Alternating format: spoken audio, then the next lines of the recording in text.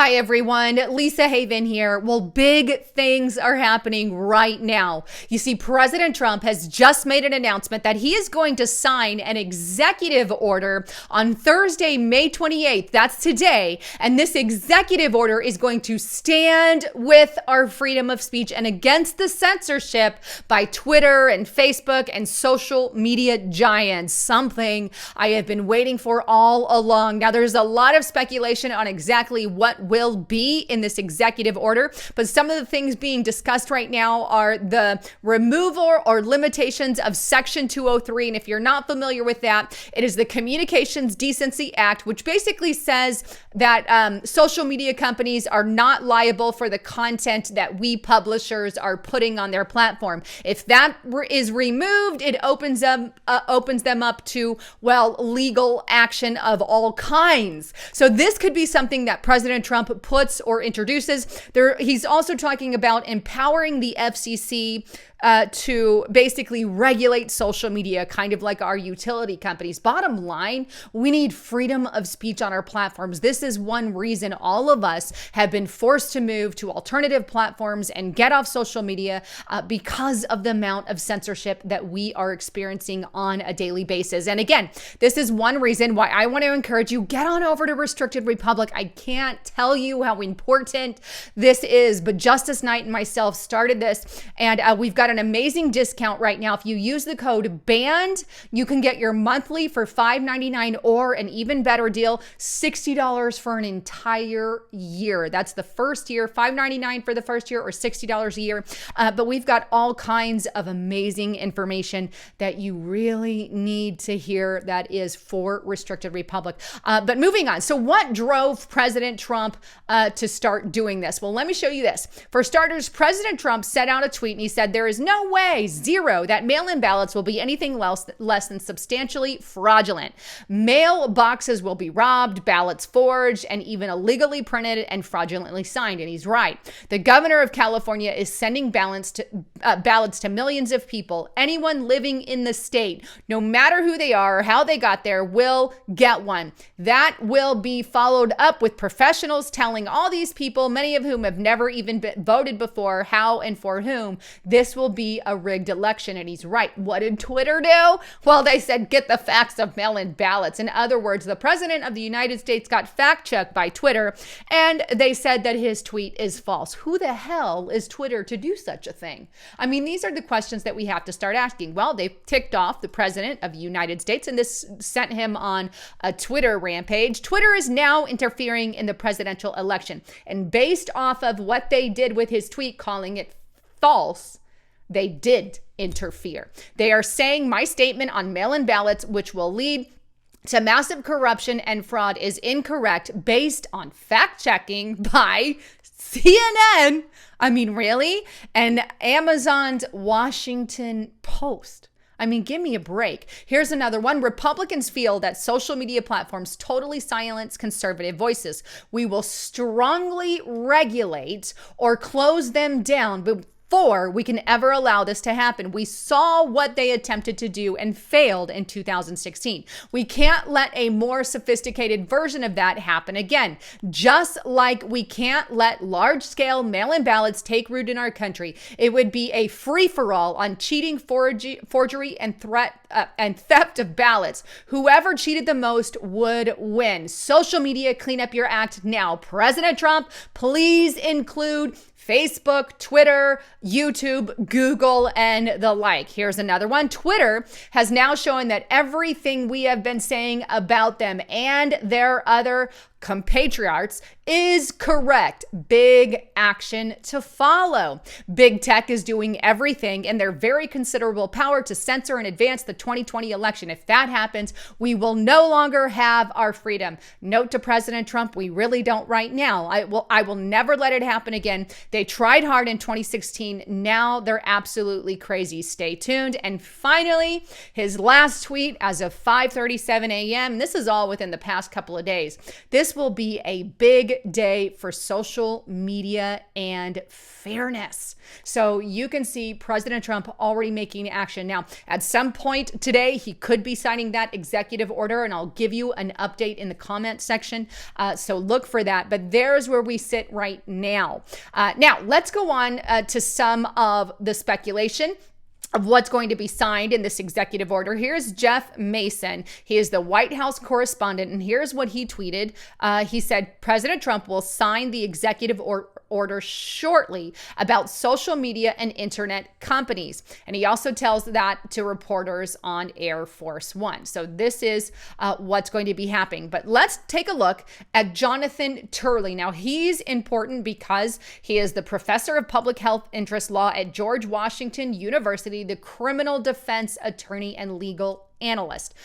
So he's someone that I want to look at and say, okay, well, what's going to be in this thing? What is the legal guide? What can Trump do or not do, right? So here he says, the expectation is that the Trump executive order on social media will include a review, of Section 230 of the Federal Communications Act for the possible elimination of protections for Twitter and other social media companies. The effort would be hard to succeed without congressional action. As a private actor, Twitter is not subject to the First Amendment, but the president and his administration are subject. That's very important. The private sector there, and for companies that have a monopoly, which is technically illegal, but Twitter has a monopoly, Facebook has a monopoly, and YouTube and Google have a monopoly, but they're being considered private, right? But here's the thing, if they control the majority, then they have to be some level of freedom of speech. They shouldn't be interfering in speech at all, unless there's some kind of pornographic thing. They need to remove that, right? Or some kind of extreme violence. They need to remove that kind of stuff. But when you go beyond and start saying, well, a conspiracy theory needs to be eliminated, or because they cussed, or because they said this, freedom of speech, either it's free all the way or not free at all. But he goes on to say, as a private sector, Twitter is not the subject of the First Amendment, but president and his administration are. There are also separation of power concerns with any unilateral or construction amendment of 230. Correct. Trump, in my view, is right in condemning the action of Twitter. The focus should be on the company's assault of free speech principles. Anyone who values free speech on the internet and social media should be appalled by this action, regardless of their feelings about President Trump. And that's the sad part. Look, if this was happening to liberals and, I don't like their theology, okay, I don't like what they believe. I don't hate the person. I don't like their belief line, right? But if they were experiencing non-freedom of speech, I would stand with them and say, you're right. You are allowed to speak just like I am, because I know what goes around comes around based off who's in office. And we cannot allow that. We have to be unified in standing with our freedom of speech. But he goes on.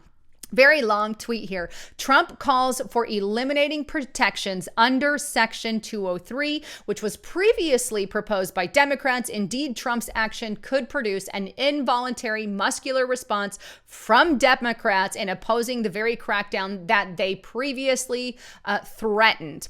They may also defend the free speech rights of Twitter, despite the long opposing the such free speech rights for companies in cases like Citizens United. There is an alternative. Twitter could return to neutrality and Trump could return to retweeting. So there it is. There's this whole little spiel or thread on that. But basically, they're talking about making some kind of review of Section 203, removing that, maybe even utility. It could be neither, and it could be very, very minimal, which I hope is not the case, because something has to be done. And in all reality, we don't have like our electric company or our gas company telling us we're going to shut off your power, right? Because you are a conservative, or you are a libertarian, or you are fill in the blank, right? They're not doing that. So why is it okay for these social media, companies to do likewise. Time and time again, this is what's happening. But here's some of the latest on Engadget.com. Trump's executive order could limit protections for social media companies, and they could lose their 203 protection. It goes on. Twitter, Facebook, and other social media platforms have been shielded by Section 203. That's the 96 Communications Decency Act I told you about, which basically says they're not liable for much of the content that users post. The executive order could argue that tech companies should lose that protection if they discriminate against their users or limit access without providing a fair hearing in ways that aren't explained in their terms of service. There's a lot of stuff that we don't know that goes on, especially here on YouTube, where we've got videos removed and we have no idea why ever, but anyhow, people familiar with the draft of the executive order told the Wall Street Journal. So those who have seen the draft, those who are composing the draft, saying that this is something that we could be looking at. As a result of what President Trump is issuing, of course, Zuckerberg makes his little statement, right? He's one of the worst offenders, right? But here he is trying to cover his butt right now. Internet platforms aren't arbiters of truth. Zuckerberg blasts Twitter for tagging Trump as misinformation. I mean, what? The Facebook tyrant, I can't tell you how many times I've been kicked off for who knows what, right? Blocked, banned. And then on pro-Trump groups, like if you go to a pro-Trump group, they remove the share button, right? You can't share from certain groups because Facebook says that you can't. That's interfering in the election, Mr. Zuckerberg, but you can do it if you're on a Democratic page or a pro-Biden page. I mean, hello, this is the kind of stuff we're dealing with on a daily basis. So the other stuff, there's all kinds of social media sites, but there seems to be the biggest move against conservatives, against Christians, against gun owners, against these kinds of things. But here's Wikipedia co-founder, this is on Zero Hedge, says that its site is badly biased. You think? I mean, so much bias is happening in our everyday social media, Wikipedia, and all these multiple websites. So it's good to hopefully see some of that changing as we get into the near future. So all that to say, there's a lot happening. Hopefully, President Trump makes something worth it when he issues this executive order. Many people are questioning, is he crossing the line? Is he allowed to do that? What is he not allowed to do? Well, here's the thing. Twitter, Facebook, YouTube, Google, all of them have a monopoly in their department. And right now, they're taking advantage of that and silencing voices and choosing who is and isn't allowed to speak, especially during election season. And I think some people should be reinstated, and a lot of people have been removed that shouldn't have been removed. It should be about freedom of speech, and that is the bottom line of all of it. But as I close up here, I want to encourage you guys, please make sure you check out healthwithlisa.com. Look, I take this stuff on a daily basis. It's really helped my skin, my nails, my hair, and these are things, by the way, that, we lose so much collagen in our skin over time. So this is something that has really kind of helped me get that back. And I feel this is a huge step. So I've started ordering this myself anyhow. And I pay for it too, just like you guys, but I love all of you. And I want to just thank you again for supporting me here. And thanks again for tuning in. And I love all of you. I'm Lisa Haven, signing out.